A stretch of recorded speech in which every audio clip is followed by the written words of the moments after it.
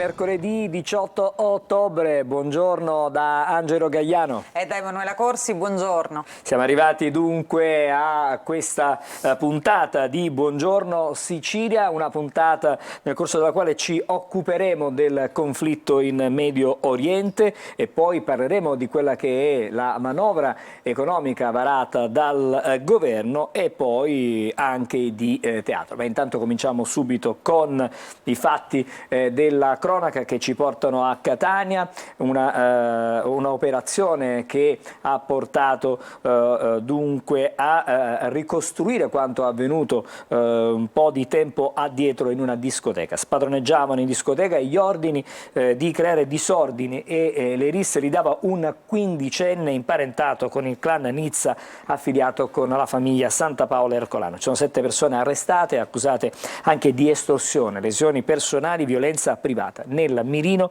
i titolari dipendenti dell'ex dogana di Catania. Vediamo.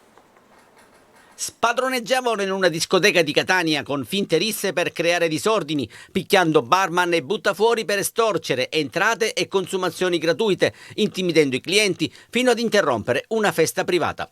Il branco, guidato da un quindicenne stretto congiunto di un boss mafioso, è finito nelle maglie dell'operazione Dazio. 7 le persone, tra cui un minorenne, arrestate dai carabinieri di Catania ed accusate, a vario titolo, di estorsione, lesioni personali, commesse in più persone riunite con l'utilizzo di armi, violenza privata, il tutto con l'aggravante del metodo mafioso. Le indagini avrebbero documentato l'esistenza di un gruppo criminale composto da numerosi giovani, tra cui i 7 indagati guidati dal quindicenne, stretto congiunto di uno dei responsabili del gruppo Nizza, attualmente detenuto al 41 bis ed appartenente alla famiglia Santa Paola Ercolano. Secondo l'accusa, la gang, agendo con il metodo mafioso ed avvalendosi della forza intimidatrice espressa dal sodalizio, tra febbraio e maggio 2023 avrebbe attuato una serie di violenze e minacce nei confronti del titolare e di alcuni dipendenti della discoteca ex dogana nel porto di Catania. Gli investigatori ritengono emblematico un episodio di violenza quando il gruppo criminale, ostentando la disponibilità di pistole, avrebbe violentemente pestato 2 giovani. In particolare, una delle vittime, dopo essere stata accerchiata dal branco, sarebbe stata colpita alla testa con il calcio della pistola e poi presa a pugni dal gruppo. L'aggressione sarebbe continuata nonostante la vittima fosse sanguinante. Le ordinanze dispongono 5 misure cautelari in carcere, una agli arresti domiciliari per i maggiorenni e la custodia in un istituto penitenziario per il quindicenne. Adesso andiamo in provincia di Caltanissetta, una vasta operazione antidroga coordinata dalla DDA ha portato all'arresto di 10 persone, 8 in carcere, 2 domiciliari con braccialetto elettronico. Sono accusati di associazione per delinquere finalizzata al traffico di sostanze stupefacenti. L'organizzazione operava nel territorio di Riesi. Nel corso delle indagini condotte dai carabinieri sino all'aprile del 2022 e come detto coordinate dalla DDA sono state ricostruite tutte le fasi dell'attività illecita, dall'approvvigionamento dello stupefacente nella piazza di Gela allo smercio al dettaglio nel centro di Riesi. In particolare il presunto capo dell'organizzazione, un 35enne con precedenti specifici, avrebbe continuato ad impartire direttive agli affiliati anche dopo il suo arresto. E adesso invece ci occupiamo della vicenda dell'attentato a Bruxelles, perché era sbarcato a Lampedusa l'attentatore che è stato poi ucciso ieri dalle forze di polizia. Si indaga su una serie di sue conoscenze in Italia. Il ministro dell'Interno Piantedosi paventa anche il rischio di radicalizzazione islamista nel nostro paese. Era iniziata a Lampedusa, avamposto delle migrazioni, la sua avventura europea, sbarcato sull'isola nel 2011 a bordo di un barchino, come le migliaia provenienti dall'Africa. Il suo futuro è finito in uno scontro a fuoco con la polizia, che ha individuato in Abdesalem la sua e dell'attentatore tunisino che ha ucciso 2 persone a Bruxelles. Come tanti, la sua permanenza in Italia è stata breve, poi il trasferimento in Svezia, paese dal quale sarebbe stato espulso, un nuovo passaggio in Italia, a Genova e a Bologna, già radicalizzato legalizzato. Infine l'approdo in Belgio, richiesta di asilo respinta, è impossibile attuare il rimpatrio. A quel punto l'uomo sparisce dai radar, diventa un'ombra nel quartiere ad alta densità musulmana Schaerbeek per apparire armato di Kalashnikov, annunciato da un video pubblicato sui social in cui rivendica la sua crociata religiosa. Una biografia con tanti punti oscuri. L'imam della moschea di Genova afferma di non averlo visto mai. I carabinieri del ROS e la Digos stanno lavorando per risalire alla sua rete di conoscenze in Italia. E adesso il ministro Piantedosi, nella sua informativa alla Camera, paventa il rischio di infiltrazioni terroristiche nei flussi migratori che le guerre in corso non fanno che alimentare, senza dimenticare che un conflitto in Medio Oriente, ha detto, reca con sé anche il rischio di innescare radicalizzazioni islamiste. Al momento, ha precisato, non risultano evidenze concrete e immediate di rischio terroristico in Italia, ma la situazione è tale da richiedere un elevatissimo livello di attenzione. L'informativa è anche l'occasione per aggiornare le stime sugli arrivi, che fanno registrare dall'inizio dell'anno ad oggi oltre 140.000 persone, il doppio e il triplo dei 2 anni precedenti. Il 70% di chi si mette sulle rotte degli scafisti sbarca a Lampedusa. Piantedosi rivendica la macchina dei trasferimenti che ha consentito di mantenere entro i limiti la capienza dell'hotspot. Il governo punta ad ampliare la capacità ricettiva e a disporre di almeno un CPR per regione. Fin qui dunque la stretta attualità con le ultime notizie anche della cronaca, e adesso andiamo a leggere i giornali siciliani con Emanuela Corsi. Sì, partiamo naturalmente da quest'ultima notizia che appunto è sulle prime pagine di quasi tutti i quotidiani. Noi partiamo dalla Stampa regionale, quindi dalla Sicilia di oggi. Vediamo a centropagina questa fotonotizia: il terrore passa dalla Sicilia. L'attentatore tunisino di Bruxelles, che ha fatto ripiombare l'Europa nella paura, era sbarcato a Lampedusa, come abbiamo sentito nel nostro servizio, e vediamo qui nel tondo appunto la faccia, il volto di questo terrorista. Vediamo altre notizie nel taglio alto della prima pagina di oggi. L'inchiesta sugli abusi a Gran Michele, si torna a parlare del preside che è stato sospeso per questa vicenda, insomma è stato accusato da alcune studentesse minorenni di abusi sessuali. Un audio incastra il preside, la quindicenne, che è stata la prima appunto a denunciare, sfida le coperture del mondo degli adulti. Poi da Palermo a Napoli, arrestato Tony Colombo, il cantante neomelodico siciliano che era in affari con la camorra assieme alla moglie. Altre notizie: la riforma nel settore del turismo regionale, parla l'assessore Amata, codice identificativo adesso anche per locazioni turistiche e brevi. Ancora, nuovo regolamento, telecamere a bordo e limite a catture. L'Unione Europea affossa la pesca siciliana. Da giorni i pescatori siciliani sono in agitazione perché con le famose quote pesce, insomma, dopo un tot di periodo non possono più pescare, e questo chiaramente causa una crisi del settore. Vediamo ancora la guerra in Medio Oriente, strage in un ospedale di Gaza, e questa è la notizia purtroppo delle ultime ore. 200 morti, ma sarebbero anche di più, scambio di accuse intanto tra Israele e Hamas. E a Catania invece la testimonianza, le benedettine di Catania ricordano Laura Salafia, morta 2 giorni fa, è la forza della vita. Questa era la prima pagina appunto della Sicilia. Andiamo a vedere all'interno l'approfondimento proprio dedicato a quest'uomo. Era sbarcato a Lampedusa, il lupo solitario tunisino vissuto come un fantasma. Nel 2011 si era fatto notare da Digos ed Intelligence come radicalizzato, un percorso analogo a quello di altri autori di attentati di matrice jihadista sul suolo europeo. E andiamo a vedere le tappe appunto degli spostamenti di Lassued Abdesalam. Sbarca a Lampedusa dalla Tunisia nel 2011. poi nel 2016 è identificato dalla polizia a Bologna, nel 2021 viene avvistato a Genova e poi chiede asilo in Belgio nel novembre del 2019, viene rifiutato nel 2020, il 16 ottobre 2023 uccide 2 svedesi a Bruxelles. Questo per ripercorrere appunto quelli che sono stati gli spostamenti di Abdesalem Lassued, appunto accusato di terrorismo, che riporta, vediamo ancora, pagina 2, la paura in tutta Europa. L'Unione Europea si blinda e oggi in Commissione sarà presentato un piano di emergenza. E poi Bruxelles, la caccia all'uomo dura una notte, poi la cattura, gli spari e la morte, appunto quello che è successo, la caccia a questo tunisino che si è conclusa non con l'arresto ma con la morte. E poi l'effetto delle tensioni di Gaza, le cellule dormienti viaggiano sul web, ci sono centinaia di jihadisti in questo momento monitorati. Andiamo a vedere adesso la prima pagina di Catania per quanto riguarda sempre la Sicilia. A centropagina Cibali, social housing con perplessità. Sulla delibera approvata dalla Giunta Trantino aleggia lo spettro della speculazione edilizia. Qui vediamo un terreno di 20 ettari che si trova nel quartiere di Cibali, che dovrebbe essere utilizzato per il social housing. Dovrebbero nascere 2 torri per delle abitazioni che dovrebbero andare chiaramente ai più bisognosi, però Palazzolo e Milazzo del Sunia dicono dal progetto saranno esclusi proprio coloro i quali hanno un reddito medio-basso e l'emergenza abitativa.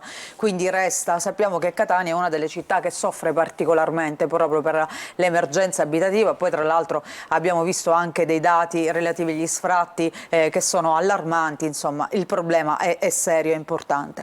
Vediamo nel taglio alto, sempre a Catania, operazione Malerba, presi altri 2 latitanti che si trovavano all'estero, e poi bancarotta Ali Group e scontro sulla costituzione delle parti civili.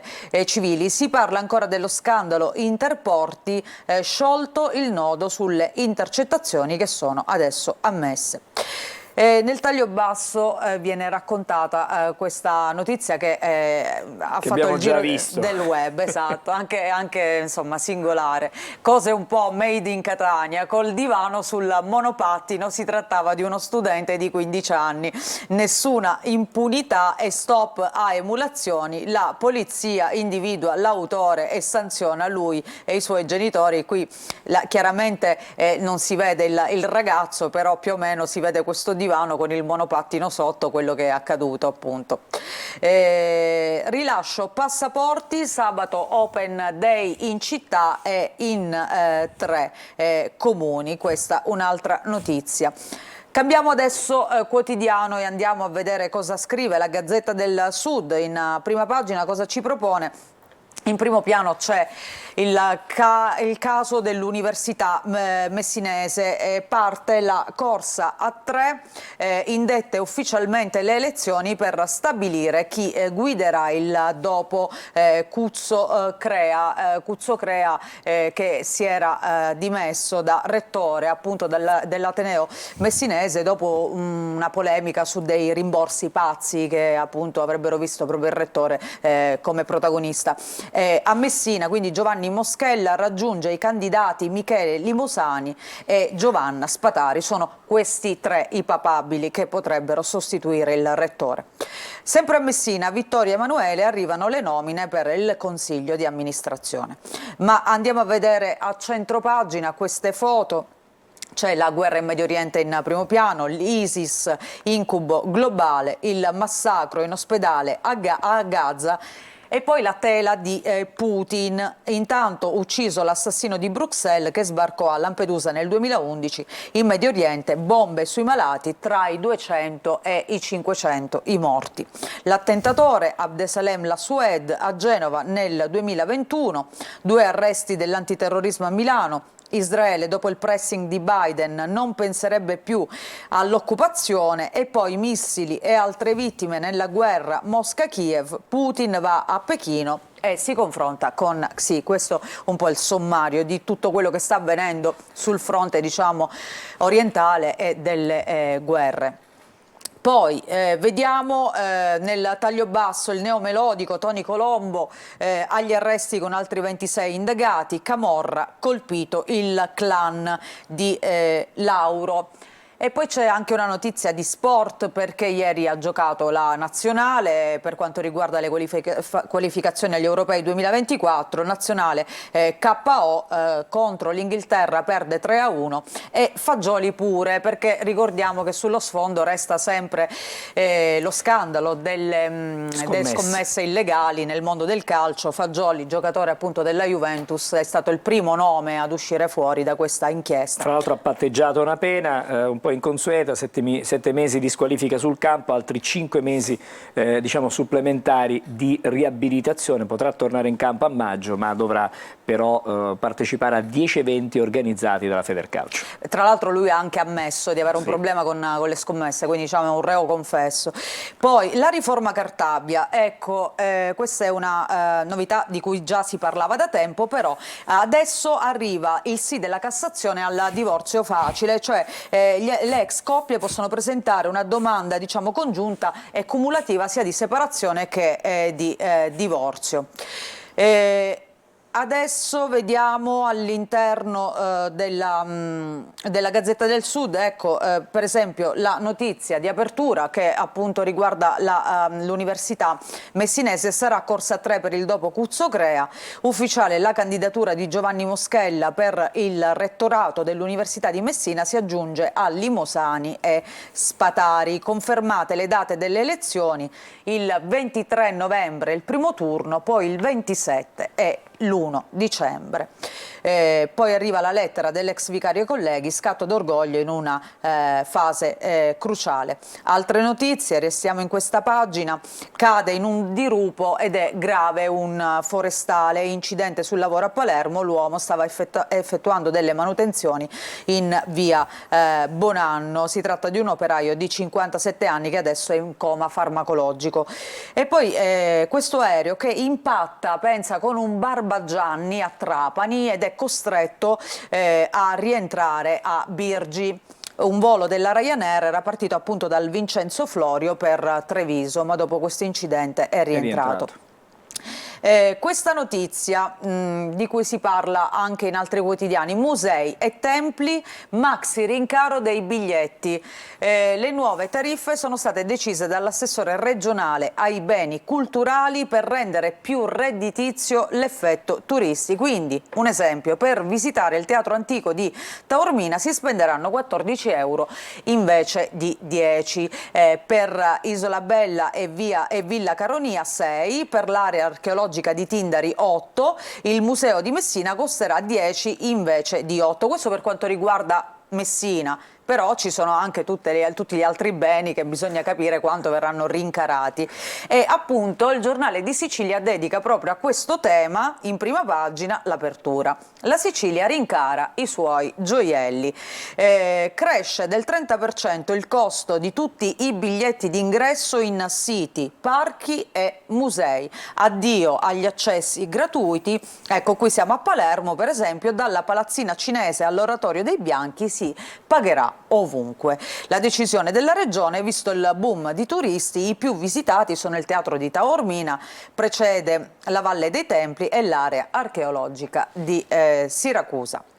Qualche altra notizia prima di chiudere? Andiamo allora a vedere anche Repubblica Palermo, l'apertura, la sanità in primo piano, la grande fuga, esodo di massa dei medici verso le cliniche private, quindi si passa dal pubblico al privato, alle corde le traumatologie di mezza Sicilia. Per scongiurare la chiusura dell'ortopedia di Villa Sofia, trasferimento di personale dal policlinico. L'ambulatorio del CTO si è fermato e parla poi il primario di ortopedia appunto di Villa Sofia che dice stress e paghe basse, ecco perché me ne vado. Allora, grazie Emanuela per la rassegna stampa regionale. Fra poco torneremo però ai giornali e vedremo qual è la situazione non solo italiana ma anche internazionale. Una breve pausa e ci ritroviamo fra pochissimo.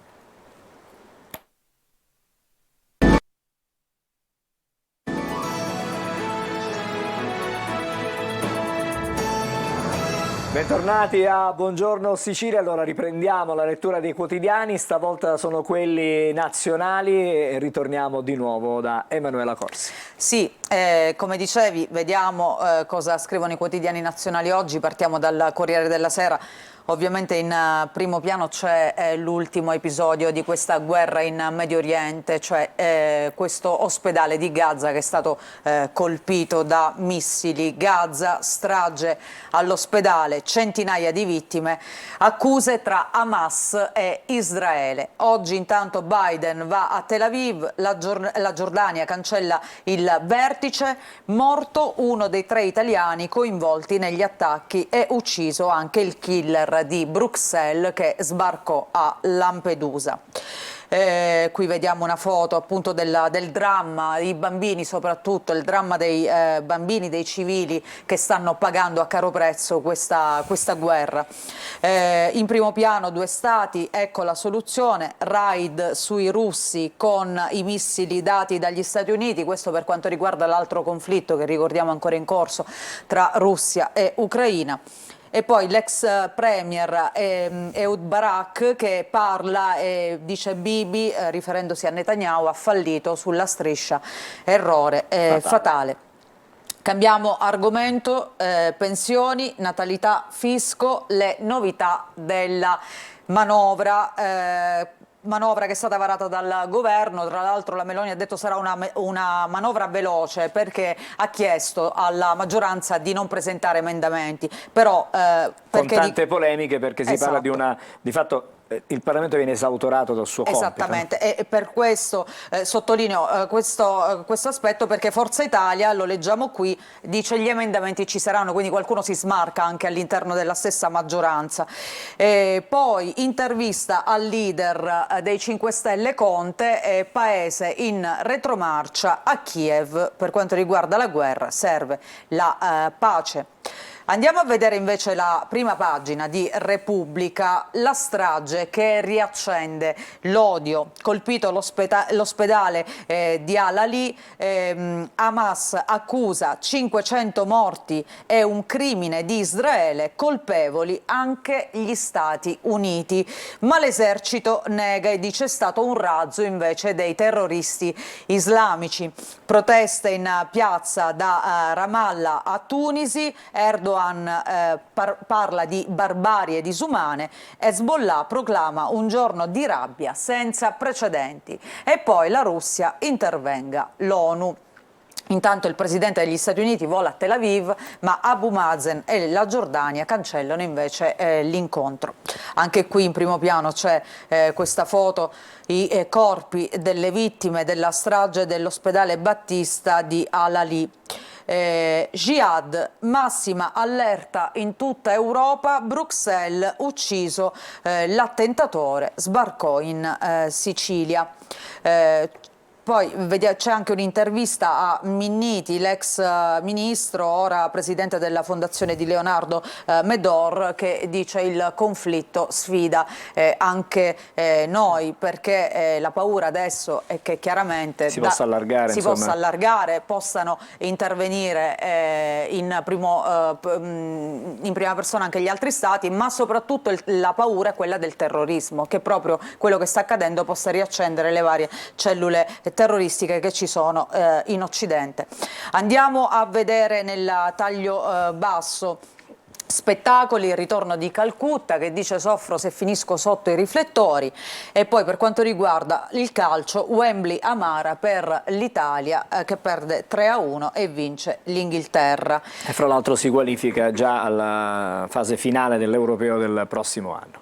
Andiamo a vedere all'interno della Repubblica, ecco la strage, centinaia di morti nell'ospedale di Gaza, Israele e palestinesi che si accusano a vicenda. La struttura era rifugio per gli sfollati, Hamas punta il dito sui raid aerei, 500 vittime, ma per l'IDF è stato un missile invece della Jihad. E qui vediamo appunto in questa cartina l'ospedale Shifa e l'ospedale Al-Ali, che è stato appunto colpito da questo missile, causando la morte. Ancora il bilancio non è effettivo, si parla di 200, si parla anche di 500 comunque persone. diverse centinaia di persone Sì. rimaste vittime.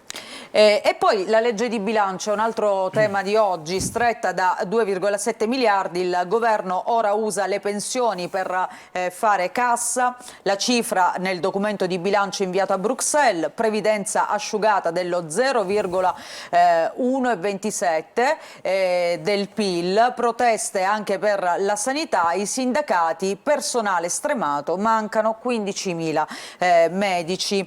Andiamo a vedere le misure, tagli alle pensioni, il governo Meloni taglierà ancora la spesa per le pensioni, nel documento inviato a Bruxelles c'è appunto l'indicazione di una sforbiciata pari allo 0,1% del PIL, quindi 2,7 miliardi, poi l'indicizzazione, il taglio del 2022 al meccanismo di rivalutazione delle pensioni e all'inflazione portò in cassa 10 miliardi in 3 anni, il governo quindi potrebbe in parte replicarlo perché c'è il problema delle coperture chiaramente della manovra. E poi finestre, altra fonte di risparmio di spesa è l'allungamento delle finestre di uscita, 6 mesi anziché 3 per chi va in pensione anticipata con 42 anni e 10 mesi di contributi. Queste sono le misure al vaglio proprio per trovare le coperture alla prossima legge finanziaria.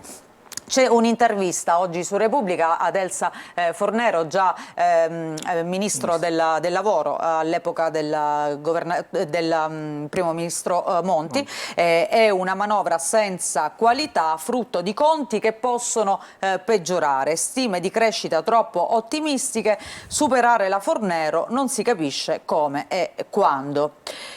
E poi la Fornero, la legge sulle pensioni, che la Fornero proprio a suo tempo, quando era ministro, diciamo, riformò, ma che è stata, diciamo, sempre bersagliata un po' dal centrodestra, soprattutto dalla Lega, da Salvini, che si è sempre opposto a questa riforma.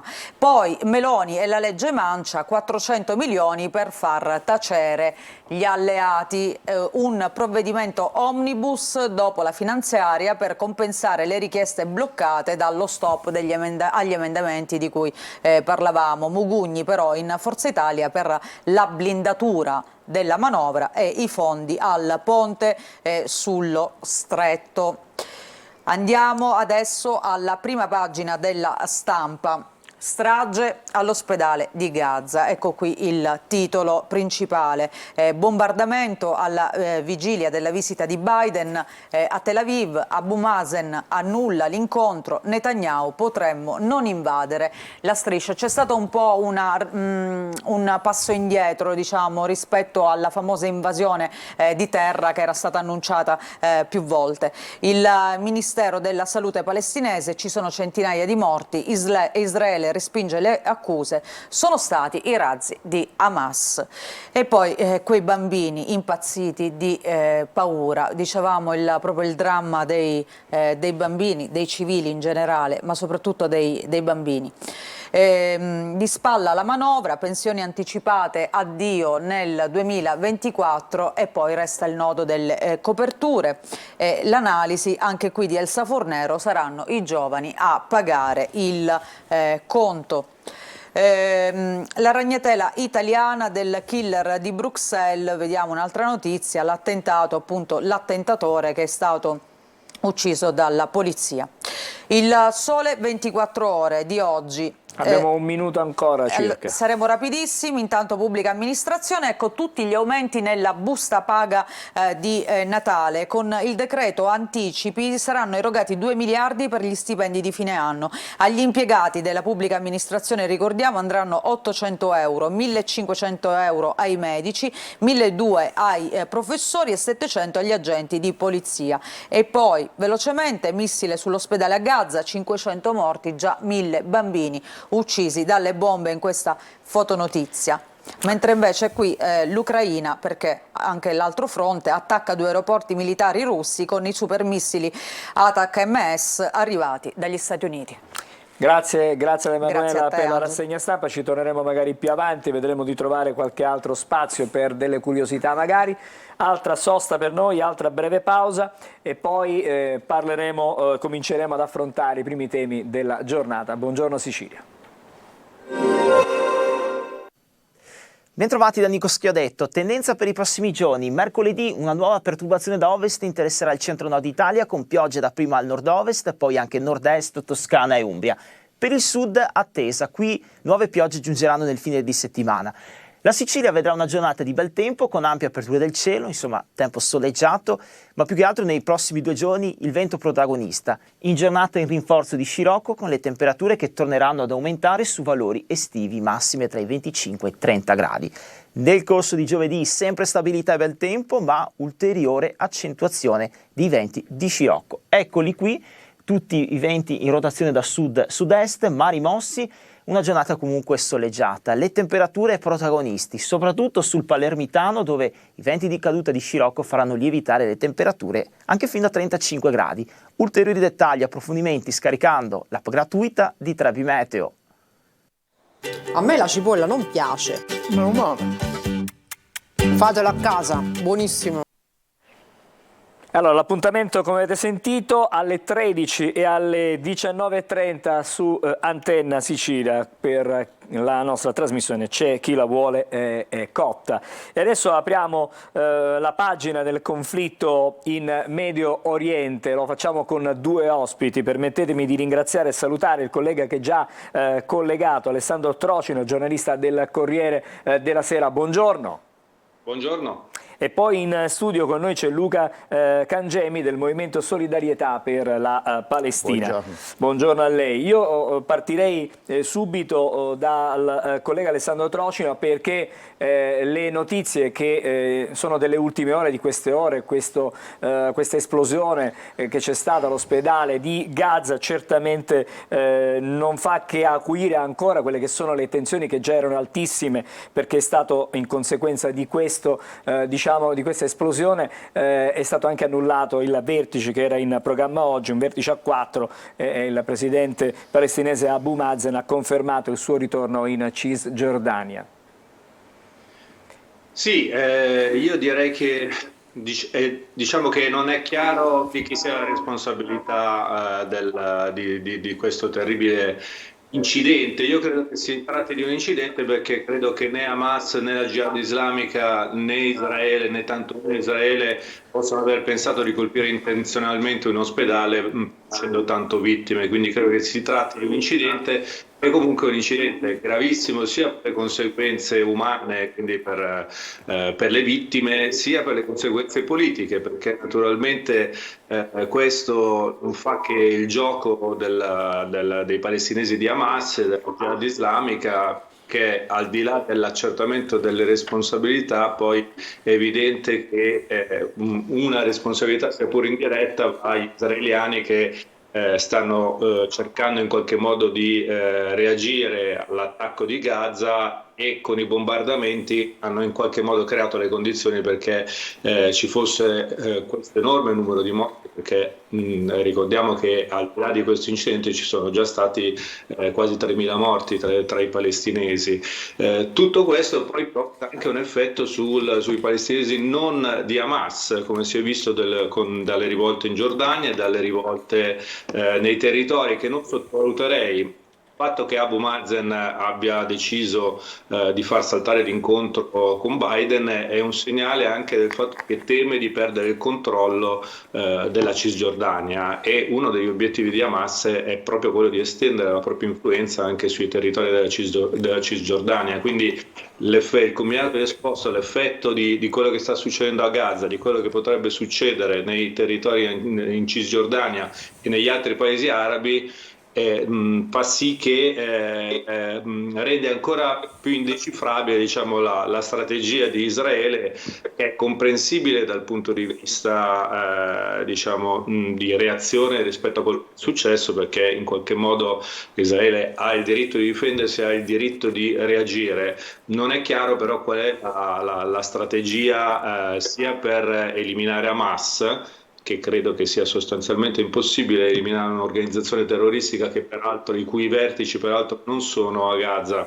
ma sono a Doha in Qatar, sia perché, come è noto, diciamo, il terrorismo si sradica non soltanto militarmente, ma si sradica cercando di risolvere anche diciamo, le ragioni sociali e politiche che stanno alla base del terrorismo, e in questo caso, diciamo, non dico la soluzione della questione palestinese, ma comunque dei passi avanti rispetto a un processo di pace che è stato completamente interrotto.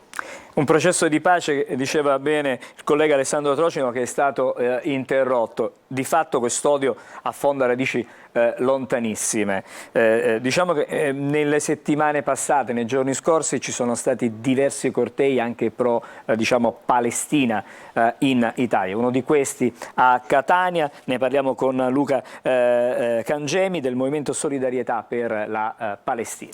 Sì, innanzitutto direi che questo massacro purtroppo è un massacro annunciato, nel senso che quando si bombardano con migliaia di missili pochi chilometri quadrati affollati da oltre 2 milioni di persone, è chiaro che si va verso un massacro. Tra l'altro vorrei ricordare che gli israeliani hanno intimato agli ospedali palestinesi di evacuare entro 2 ore. Quindi questo significa che innanzitutto gli ospedali sono degli obiettivi militari espliciti, e poi evacuare in quella situazione in pochissimo tempo. Non voglio interromperla, però chiaramente è anche una precauzione dire di diciamo, evacuare gli ospedali, considerato, come diceva lei, che lo spazio è esiguo, la possibilità che ci siano dei margini di errori è più elevata, e quindi diciamo, questo è stato, può essere interpretato in questo senso. Evacuare gli ospedali in 2 ore, buttando per strada malati oncologici, feriti gravi e quant'altro, in quella condizione dove manca cibo e acqua, significa massacrare le persone. È questo che sta facendo Israele, senza alcun dubbio, così come Israele sta facendo di tutto per allargare il conflitto, perché c'è il dramma di Gaza. Però io vorrei sottolineare ai cittadini e alle cittadine italiane che c'è anche la tragica prospettiva di allargamento del conflitto, e stiamo parlando di un'area che non è lontana dalla Sicilia, non è lontana dal nostro paese. Quando Israele non solo fa quello che ha fatto a Gaza, ma bombarda gli aeroporti civili di Damasco, bombarda il Libano, è chiaro che sta puntando da un lato a massacrare i palestinesi a Gaza, dall'altro ad allargare il conflitto, con conseguenze imprevedibili. Io credo che dobbiamo essere tutti molto preoccupati di questa situazione. Certamente siamo molto preoccupati, e proprio per questo Biden oggi arriva in Israele, cercherà di riportare. Biden è responsabile quando Netanyahu, e lo dice il fatto. Chiaramente questa è un'affermazione che chiaramente dice lei, perché se il capo, diciamo, di Stato degli Stati Uniti, che in qualche modo è sempre stato un alleato prezioso di Israele, certamente condanna quello che è accaduto nell'incidente, chiamiamolo così, il bombardamento dell'ospedale, e cercherà di capire a chi dare la responsabilità. Quindi se lo condanna anche Biden, io sono d'accordo assolutamente con lei. La condanna di Biden, se lo condanna anche Biden, significa che è stato Israele. No, ha detto che adesso vanno accertato, chiaramente. Non l'ha detto soltanto Biden, lo ha detto Macron, lo hanno detto diversi capi di Stato a livello internazionale. Appunto. Anche Putin in questo momento, che chiaramente ha interessi nell'area, fa la sua parte. Tornerei di nuovo dal collega Alessandro Trocino, perché chiaramente questa è una vicenda che, come dicevamo prima, non si è risolta in ormai decenni, perché le tensioni in quella zona sono ormai attive dal 1948, o forse anche prima probabilmente, quindi è una situazione, un'area caldissima. Ma che cosa è successo a parte l'attacco del 7 ottobre, perché non si è più riusciti a trovare un punto di equilibrio per una convivenza pacifica? Ma questa è una domanda difficilissima ovviamente, perché sono decenni che si cerca una soluzione.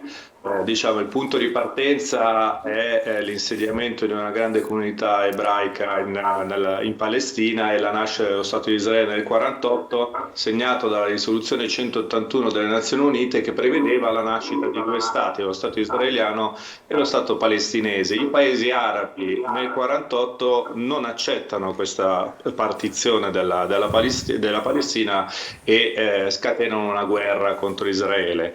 Naturalmente da allora le cose sono molto cambiate, ci sono stati molti tentativi di andare avanti col processo di pace. I più importanti sono Camp David nel 78 con l'Egitto protagonista, e i 3 accordi di Oslo del 93. Diciamo che probabilmente non c'è mai stata una reale volontà sia da una parte sia dall'altra di arrivare a una coesistenza, alla creazione di 2 stati. Da una parte perché la Palestina ha avuto delle leadership che, come dimostra anche la situazione attuale, sono leadership inadeguate, che per lungo tempo hanno voluto la distruzione dello Stato di Israele e solo di recente in qualche modo hanno accettato l'esistenza dello Stato di Israele. Dall'altra i governi israeliani, e purtroppo dico i governi israeliani e non soltanto i governi di destra ma anche i governi laburisti, hanno creato le condizioni perché diventasse impraticabile la costruzione dello Stato palestinese attraverso gli insediamenti, che è una politica che va avanti da molti anni, appunto sotto diversi governi, e che ha reso sostanzialmente, non dico impossibile, ma molto difficile creare le condizioni di uno Stato palestinese.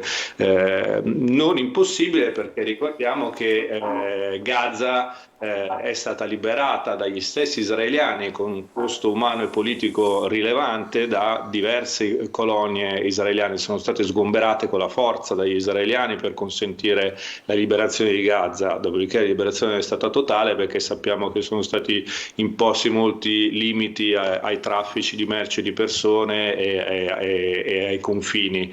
Però diciamo, secondo me a questo punto i passi sostanzialmente dovrebbero essere 2. Da una parte un cessate il fuoco, perché naturalmente non può il rischio di continuare con i bombardamenti con una reazione dura, non parliamo poi dell'invasione di terra, che credo che sia ormai un'ipotesi naufragata. I rischi sono chiaramente quelli che diceva l'altro ospite, cioè quelli di un'escalation anche fuori da Israele, anche negli altri paesi arabi. Quindi il primo passo è un cessate il fuoco, il secondo passo è riprendere le trattative, e ovviamente il ruolo degli Stati Uniti e delle organizzazioni internazionali non può che essere decisivo in questo. Torniamo a Luca Cangemi, così chiudiamo, diciamo, questa finestra su quello che è il conflitto in Medio Oriente.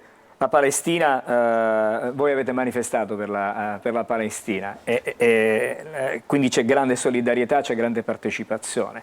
I vostri cortei, in sintesi, a cosa puntano, a cosa mirano? Allora, innanzitutto io sono cortei pacifisti, abbiamo visto. Assolutamente. Sono pacifisti e per la pace, pacifici, pacifisti e per la pace. E allora, innanzitutto l'obiettivo, io sono d'accordo, immediato, deve essere quello del cessate il fuoco, perché il massacro deve finire. Voglio sottolineare però che in queste ore, qualche ora fa, gli Stati Uniti hanno bloccato al Consiglio di sicurezza dell'ONU con il veto una risoluzione che chiedeva esattamente il cessate il fuoco. Quindi c'è una enorme responsabilità morale e politica degli Stati Uniti. Per quanto riguarda la soluzione del problema in modo più ampio e si spera, diciamo, duraturo, definitivo anche, speriamo. Definitivo, appunto, speriamo definitivo, la strada c'è, la strada è molto chiara: seguire le risoluzioni dell'ONU.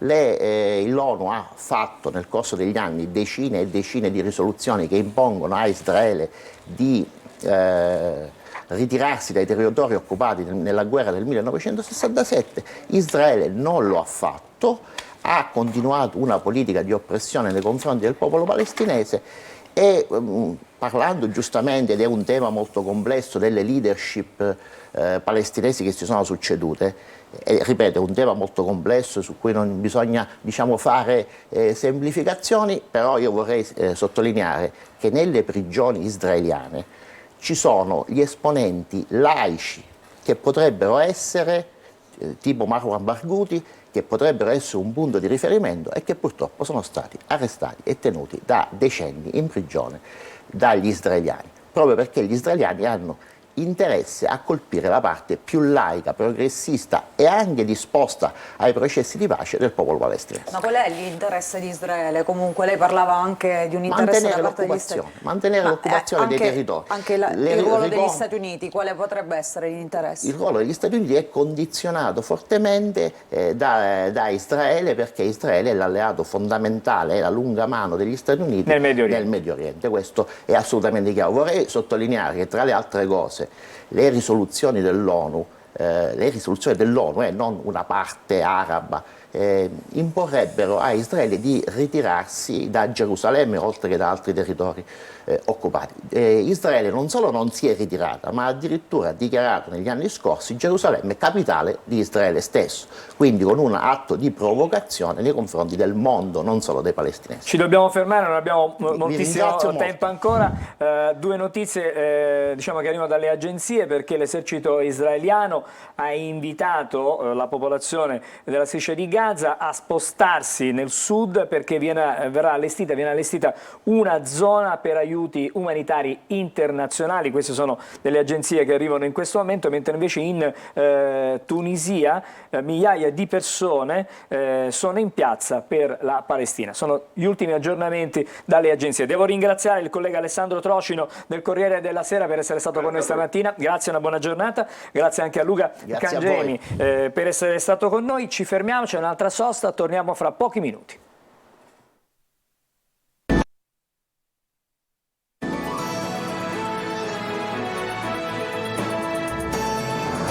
Bentornati a Buongiorno Sicilia, c'è un altro ospite in studio, Lucia Barresi, dottore commercialista. Buongiorno, bentrovata. A Buongiorno Sicilia. Stamattina parliamo della manovra.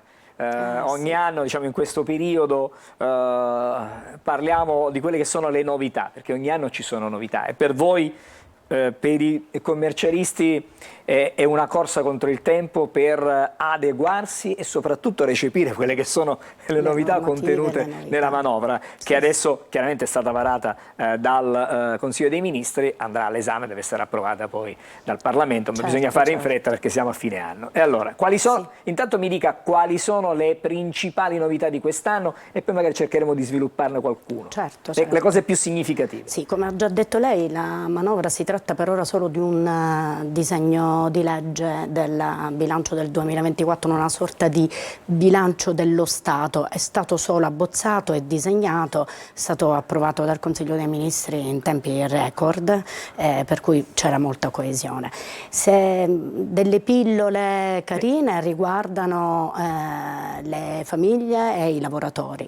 Per quanto riguarda i lavoratori, è stata portata avanti su proposta del Consiglio del Ministro delle politiche sociali e del lavoro, la Calderoni, è stata portata avanti la detassazione. Stiamo vedendo, guardi, così magari ci può essere d'aiuto una slide. Certo. Quelle sono le novità più importanti. Vengono riassunte così, poi magari cerchiamo di... I mutui per la prima casa sono stati stanziati 380 milioni. Per le mamme, gli asili nido gratis dal secondo figlio se lavorano, contributi a carico dello Stato con più di 2 figli. Le multinazionali, c'è un diverso, diciamo, modo di tassarli. Esattamente, le imprese che tornano hanno il 50% di imposta in meno per 5 anni per farle rientrare, lavoratori che tornano meno 50% di imposte fino a 600.000 euro all'anno da pagare, ovviamente, e poi ancora il ponte sullo stretto, che è un tema molto divisivo, le pensioni e la pubblica amministrazione. Questi sono i punti più significativi, ma ancora ce ne sono, la busta paga. Questo per esempio la busta paga con il taglio del cuneo fiscale, lì sono state allocate parecchie somme, stanziate parecchie somme. Allora, cerchiamo di concentrarci sulla busta paga e anche sulla riforma dell'IRPEF, che in qualche modo è epocale, no? Perché il nostro paese c'è ancora tanto lavoro da fare, però possiamo possiamo cominciare a usare questo termine. Buste paga che cosa significa? Cosa significa? Un grande stanziamento è stato proprio dedicato al taglio di questo cuneo fiscale. Cos'è il cuneo fiscale? È proprio quel pezzetto di differenza che c'è tra il costo che subisce il datore di lavoro e quello che il lavoratore percepisce nella busta paga. Tagliare questo cuneo e portarlo all'interno della busta paga significa proprio quello, cioè avere delle buste paga con qualcosa in più dentro. Chi ne beneficia? Il lavoratore sicuramente. Sì, ma abbiamo una fascia così magari a Sì, casa... i lavoratori che hanno dei redditi sia fino a 25.000 euro che avranno una detassazione pari al 7% e poi quelli che arriveranno con redditi che arrivano fino a 35.000 euro la detassazione è inferiore, però abbiamo un 6% dedicato anche a loro. Che è già quella che c'è in vigore sino a novembre. Praticamente sì, È stata prolungata, esiste sì. già, questo taglio Esatto. del cuneo fiscale non è una novità di quest'anno, è stata portata avanti già dalle leggi finanziarie di qualche anno fa e anche dell'anno scorso. Quest'anno ne abbiamo avuto per esempio benefici nelle buste paghe dei lavoratori. Però c'è una conferma, nel senso che mentre prima era a tempo, Esatto. adesso Adesso è stata confermata per l'annualità 2024. E già però è un... annualità 2024. Sarebbe scaduta adesso, a fine Sì, questa. perfetto, e invece è stata riconfermata. E insieme al taglio del cuneo fiscale importante era considerare anche, come diceva lei, le aliquote che magari non sono contenute proprio nel disegno di legge, perché insieme al disegno di legge sono stati varati anche dei decreti legislativi, ma sono a completamento l'uno dell'altro. Le aliquote fiscali sono state ridotte a 3, adesso in quanto i primi due scaglioni, prima avevamo uno scaglione che arrivava fino a 15.000 euro e un altro che arrivava a 28, sono stati accorpati e assolveranno un'aliquota pari al 23%. Quindi sino a 28.000 euro sì. lordi, parliamo sempre di lordo, parliamo di lordo, arriveremo ad una aliquota IRPEF, una tassazione pari al 23%, mentre dai 28.000 euro fino ai 50.000 euro avremo una tassazione IRPEF pari al 35% e dai 50.000 euro e €1 in poi si parla di 43%. Parlavate anche delle buste paghe dell'APA, infatti è stato previsto proprio nell'APA un rinnovo delle agevolazioni e le somme sono state stanziate dedicandole in maniera particolare alla sia comparto sicurezza che comparto sanità. È stato dedicato delle somme a questi due comparti. Sempre nell'ambito della tassazione è stata riconfermata la flat tax al 15% ed è stata rinnovata la ISCRO. La ISCRO è una sorta di indennità, quasi una sorta di disoccupazione, ecco, chiamiamola tra virgolette, per quei lavoratori autonomi che non avevano indennità nel caso in cui avessero perso la loro fonte di reddito. È una percentuale veramente molto bassa e in un tempo molto ridotto. Però è comunque un'indennità e va presa sempre con positività. Non possiamo non parlare delle pensioni, che poi è un tema caldissimo, sì, un tema ma nei sentitissimo. lavoratori c'è di tutto, ci sono i fringe benefit che vengono detassati, c'è asilo nido, c'è questi mutui che vengono riconfermati, l'agevolazione per i mutui prima casa e così via. Per quanto riguarda le pensioni non è che possiamo dire che ci sia una vera e propria riforma. La riforma annunciata è stata rinviata, quindi si parlerà più avanti di riforma. Si dovrebbe andare oltre la Fornero, anche se la Fornero dice, stamattina abbiamo visto sulla stampa e anche su Repubblica se non sbaglio, ma insomma si parla tanto di riformare questa mia legge, perché è stata la professoressa Fornero a riformare le pensioni in Italia, però in questo momento mancano le risorse per poter andare nella direzione in cui vuole il governo attuale. Poi vedremo che cosa succederà per eventuali altri scenari. Certo, in questo momento addirittura le pensioni, la quota è stata innalzata, da 103 è stata portata a 104, per cui diciamo in maniera standard. Quindi si allontana al momento della pensione. Sì, diciamo di sì, in maniera standard ci vorrebbero 41 anni di contributi e 41 di contributi e 63 di età. E quindi diciamo che il periodo va oltre. Anche se comunque raggiungendo i 42 anni di contributi e i 10 mesi, se non dico male... Sì, poi sono dei calcoli dove lì sono molto bravi i patronati, e sì, non è difficile. Cosa invece è stato portato come stanziamento nell'ambito delle pensioni? Che è stato creato un fondo unico per la flessibilità all'uscita dal lavoro, che sostituisce in toto l'APE e l'opzione donna, e riguarda però solo alcune categorie di lavoratori, quindi i caregiver, i lavoratori con disoccupati, i lavoratori che hanno lavori più usuranti.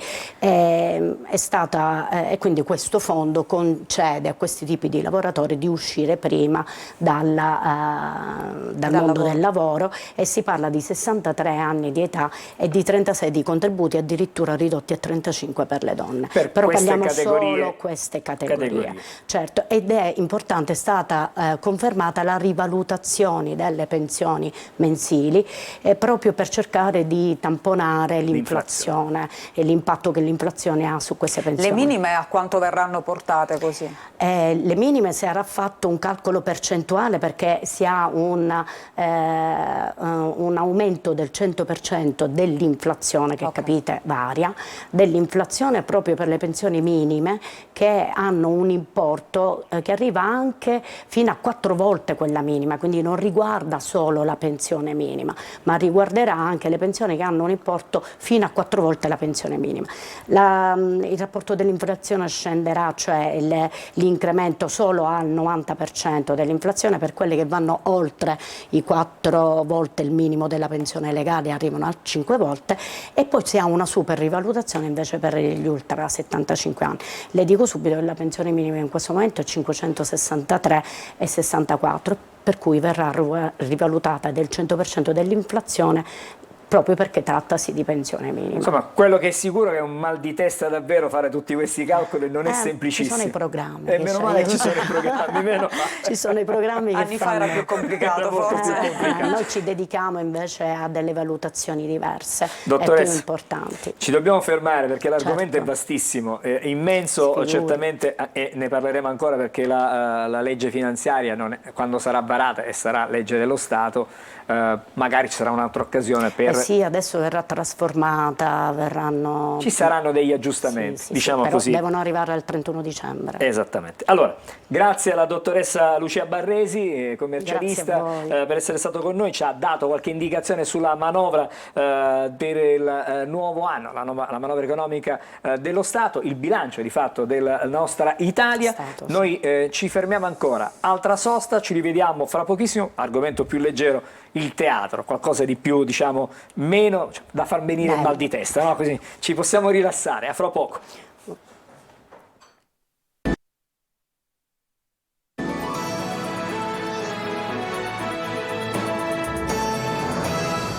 Siamo di nuovo insieme a Buongiorno Sicilia, adesso un tema decisamente più leggero, ci colleghiamo a Catania, ma a Catania comunque, con Naomi Moschitta, perché stamattina c'è una sorta di prima, parliamo di teatro, con i ragazzi, gli studenti, diciamo così, per questo spettacolo, questo musical che è Moican, i Moicani, per intenderci. Abbiamo già visto accanto a Naomi il regista, e quindi vado da lei, che è con Carlo Tedeschi. Buongiorno a te Naomi, buongiorno anche a Carlo Tedeschi.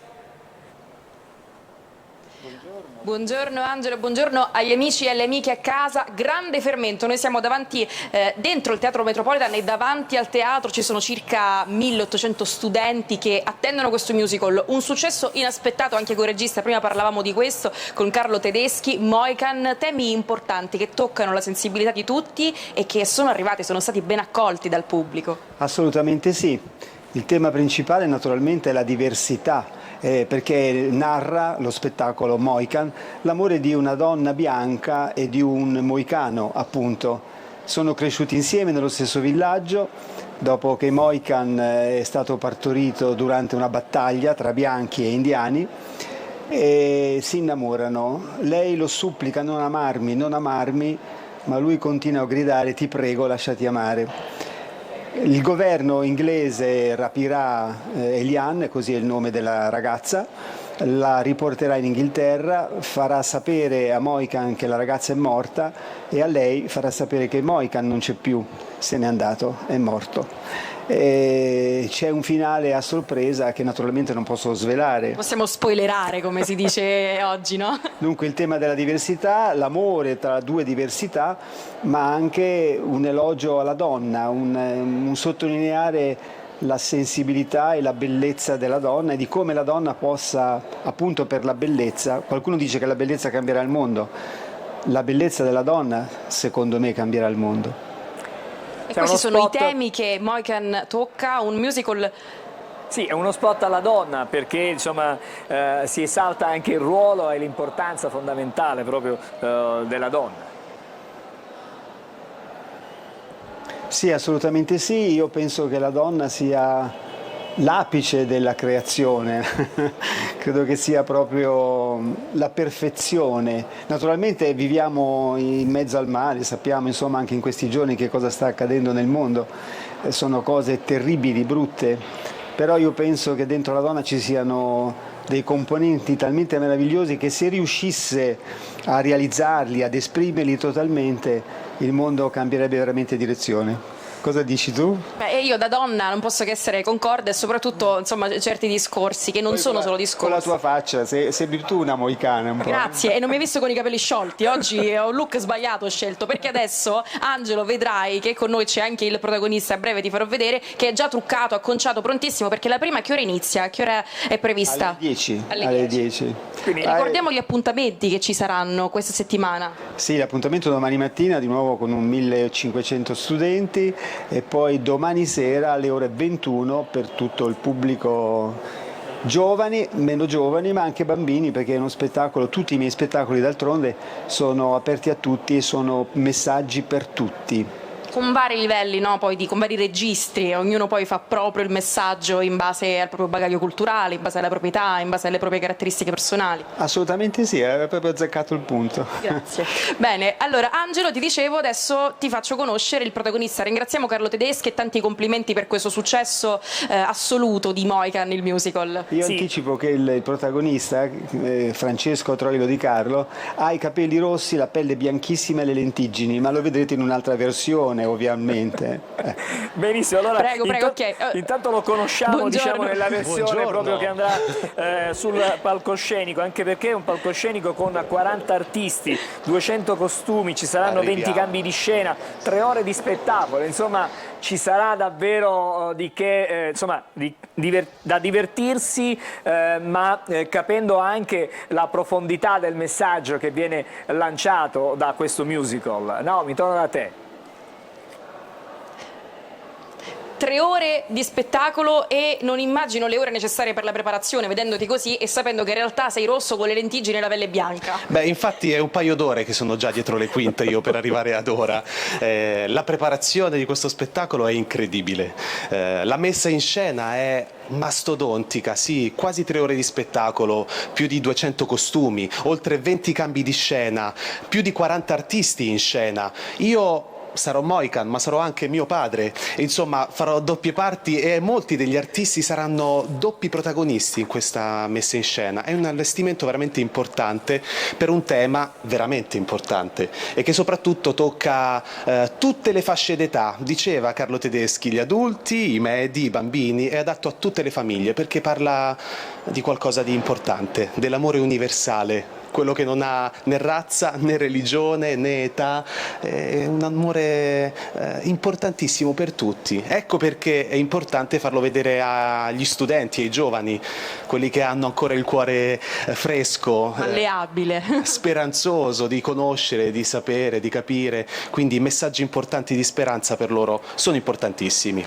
Io non l'ho visto, però mi sembra una storia a metà strada tra Romeo e Giulietta, Pocahontas, però con la controparte maschile, è vero? C'è qualcosa? Diciamo che è un mashup di varie cose, è qualcosa che rasenta le storie fantastiche della Disney, però non è fantasia perché è una storia vera ambientata quasi 120-130 anni fa, quando appunto gli inglesi andavano ad invadere le terre dei nativi americani. Dunque in scena ci sono le battaglie, le lotte, gli scontri, è qualcosa di molto drammatico, ma c'è anche l'apoteosi dell'amore tra uomo e donna, di questi due adolescenti che si dichiarano amore eterno. E anche questa storia d'amore però, come ogni cosa bella, viene contrastata, ma lo scoprirete, io non posso dirvi di più. Non puoi dirci nulla. Ci E fermiamo poi qui, il Naomi, tutto allora. amplificato dalla magia della musica. Cioè voglio dire, abbiamo 30 secondi, 30 Ci secondi fermiamo per qui, chiudere. Angelo. 30 secondi per chiudere. Ma ci intoni con qualcosa dello spettacolo, si può fare? Dice: lascia che ti ami, il cuore sa che eternità, e poi mi sfiori ed io volerò. Ci vediamo Che domani dire. sera, Con questo è tutto, Angelo, dal Teatro Metropolitan. Una Lì nello chicca, studio. grazie alla nostra Naomi. Noi adesso vediamo appena una pillola dell'almanacco e poi torniamo in studio per guardare le stelle, per cercare di capire, scrutare che cosa ci riservano oggi le stelle. A fra poco. Oggi vi svelo una curiosità tutta siciliana. Nei primi del 1400, per mano di due medici catanesi, Gustavo e Antonio Branca, nasceva in Sicilia la chirurgia plastica. Bene, i due riuscivano infatti a ricucire con notevole maestria nasi, labbra e orecchie mutilate. Oggi parliamo di un modo di dire molto usato in America, close but no cigar, che in italiano si traduce con vicino ma niente sigaro. Da dove viene questa espressione così originale? Bene, tutto risale alla fine del 1800, quando in America iniziarono a diffondersi i primi parchi divertimenti. Ai giochi destinati agli adulti, il premio più ambito era proprio un buon sigaro. Se ci si avvicinava alla vittoria ma non si riusciva a portare a casa il premio tanto desiderato, si diceva appunto close but no cigar, che equivale al nostro ritenta, sarai più fortunato. Oggi scopriamo il lato nascosto di uno dei più grandi scrittori italiani, Alessandro Manzoni. Dietro il monumento della tradizione scolastica si nasconde in realtà un uomo fragile e nevrotico. Tutto inizia a Parigi durante i festeggiamenti per il matrimonio di Napoleone. Manzoni perde la moglie tra la folla e ha un attacco di panico. Si rifugia quindi nella chiesa di San Rocco, dove ha un'illuminazione che lo porta alla conversione religiosa, ma anche ad affrontare crisi di panico e agorafobia. Nonostante le sue debolezze, Manzoni diventa un grande scrittore e guarda le sue fragilità con autoironia. Bene, se fosse nato in un'epoca successiva avrebbe potuto finire sul lettino di Freud, ma invece la scrittura fu la sua cura. Ci salutiamo con la frase del giorno: si odia chi si teme. Arrivederci a domani con una nuova puntata dell'Almanacco. Buona giornata dalla vostra Naomi. Mi pare che era questa frase azzeccatissima. Allora Emanuela, adesso cerchiamo di capire, dicevo prima, che cosa ci prospettano le stelle per questa mattina, per questa giornata. Marco Amato, intanto buongiorno. Buongiorno. E stamattina chi è che abbiamo scandagliato? Stamattina ho voluto mettere sotto i riflettori delle stelle 3 giocatori che per adesso stanno passando un po' una vicissitudine molto particolare e curiosa. Sono il signor Zaniolo, Tonali e Fagioli. Saliti alla ribalta non solo per le abilità calcistiche assolutamente indiscusse, ma perché sono protagonisti di un caso di calcio scommesse e di ludopatia. Ecco, questo è Fagioli, appunto, che è del segno zodiacale dell'Acquario. Questo è Tonali, chiedo scusa, Zagnolo... è Tonali, e questo è Fagioli. Fagioli è qui. E questo è Fagioli, sì. Acquario, Toro e Cancro sono i 3 protagonisti. Ecco, vedete, ci tenevo a specificare che non c'è un segno zodiacale più portato di altri per la ludopatia, ma è il reticolato planetario che in questo senso ci soccorre, nel senso che è una disfunzionalità che fa parte dell'area di non controllo delle emozioni a livello psicologico e quindi gestito dalla Luna, da Mercurio, con delle disfunzioni che spesso possono avvenire con Giove, in quanto può rappresentare l'ambizione comodista, avida e cupida. Giove appunto è godereccio, quindi non ha limite al piacere. Plutone invece nel brivido della scommessa stessa, quindi anche nelle ludopatie ci sono poi delle sottocategorie che vanno enucleate in base alla loro fenomenologia.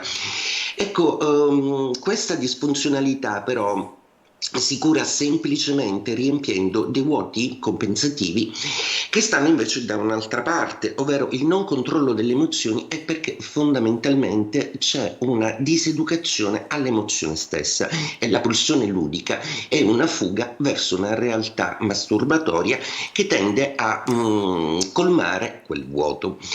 Tornando all'astrologia, oggi una coraggiosissima e dolcissima luna in pesci che mette in difficoltà i segni zodiacali fissi, quindi Toro, Acquario, Scorpione, ecco, vedete, e Leone anche.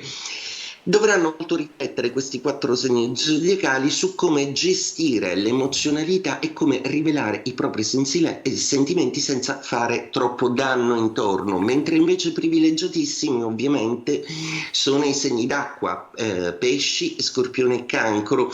I segni mobili in generale, quindi pesci, Sagittario, Vergine, sono tutti segni e Gemelli, sono tutti segni zodiacali che si avvantaggeranno di questa luna in una maniera molto ma molto positiva e avranno ragione su tutto, e anche rappresenta questa configurazione un'ottima giornata per essere diplomatici.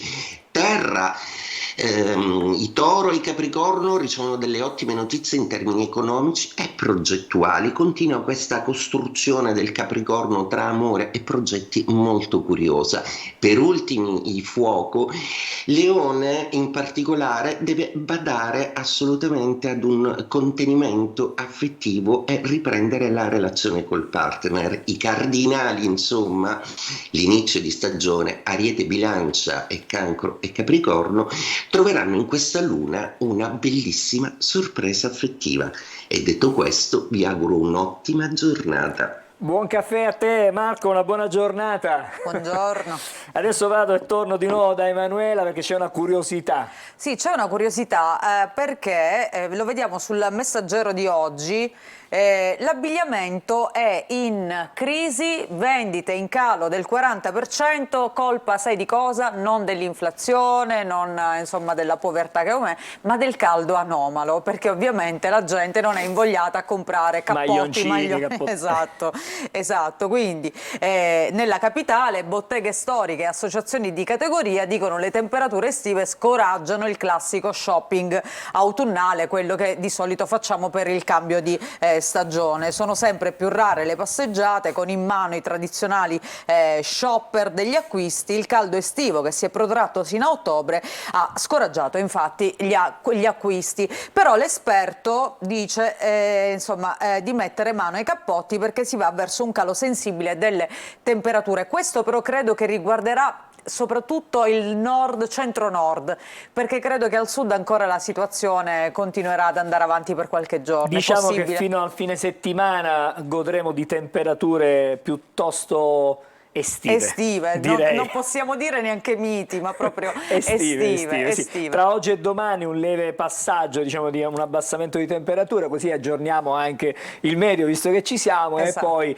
poi torneremo di nuovo tra i 27 e 28 gradi sino insomma alla fine settimana. Poi chiaramente vedremo, perché le previsioni meteo si fanno massima a 48 ore, oltre non sono più, diciamo, attendibili. Mi fermo qui, adesso però Emanuela facciamo il punto su quello che è accaduto il 18 ottobre e cominciamo dal 18 ottobre del 1810, quando viene fondata a Pisa la scuola nazionale, la normale superiore di Pisa. 200 anni dopo è ancora un'eccellenza del sapere, tra i suoi allievi ci sono 3 premi Nobel, 2 presidenti della Repubblica. State vedendo appunto questa immagine dell'epoca.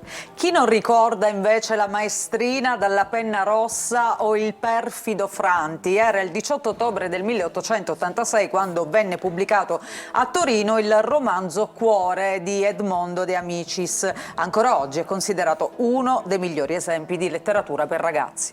18 ottobre del 1909 nasceva Norberto Bobbio, uno dei più grandi intellettuali del Novecento. Nel 1984 viene nominato senatore a vita dal presidente Pertini. Questa è la sua foto. E ancora, siamo al 18 ottobre ma del 1922, nasce la BBC, la più antica emittente nazionale che ha scritto la storia della comunicazione. E rimaniamo nell'ambito dei media, perché il 18 ottobre del 1954 la radio diventa finalmente tascabile. La Texas Instruments presenta la prima radiolina a transistor. E poi, sempre il 18 ottobre ma del 1960, nasce un'icona del cinema d'azione, Jean-Claude Van Damme. La sua consacrazione sul grande schermo arriva nel 1988 grazie al successo del film Senza esclusione di colpi.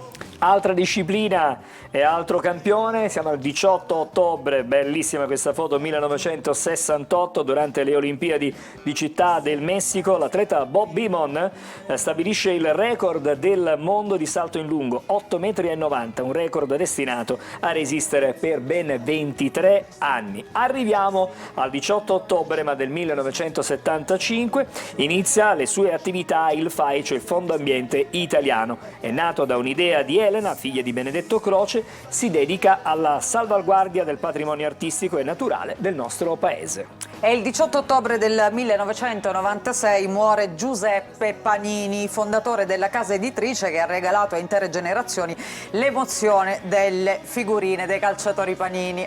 Chi non ha mai comprato una bustina? Anch'io le compravo, figurati. L'idea gli venne per caso perché aveva trovato delle vecchie figurine invendute e decise di imbustarle e metterle così in vendita, e poi da lì nacque un fenomeno. Esatto, il mito. Siamo al 18 ottobre, così chiudiamo 1971, nasce Andrea Fumagalli, in arte Andy, musicista, cantante, fondatore insieme a Morgan del gruppo musicale dei Blue Vertigo, nome ispirato dal film Vertigo di Hitchcock. Nel 1994 si esibiscono a Sanremo Giovani, la sezione dedicata agli esordienti, diciamo così, mentre nel 2001 partecipano nella categoria Big con il brano L'Assenzio, aggiudicandosi solo l'ultimo posto. Gli stessi membri del gruppo rivelano che questa canzone è il frutto dello stato in cui si trovano al momento della composizione, ovvero sotto gli effetti dell'Essenzio. Ci vediamo domani con Buongiorno Sicilia. Buongiorno Angelo. E vi lasciamo con L'Assenzio. A domani.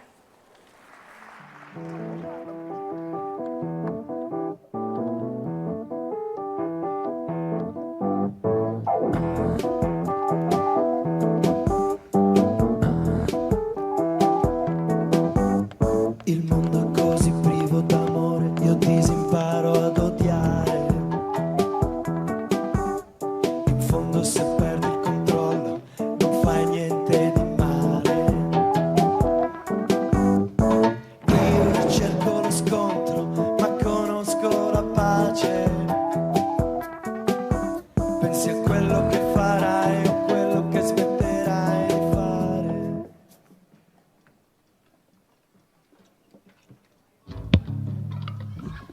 La pioggia riveste il dottore, l'alcol, i distorsi, le moto degli altri, l'acqua calda, il fumo, l'arrosto, costruire una capanna, i massaggi, la crisi, le associazioni, la suora, prende gli sposi, la marijuana. Fanno bene, fanno male, sto bene, sto male.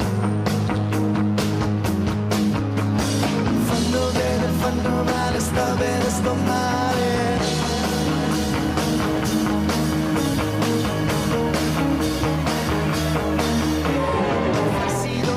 Risposte che non avete affatto.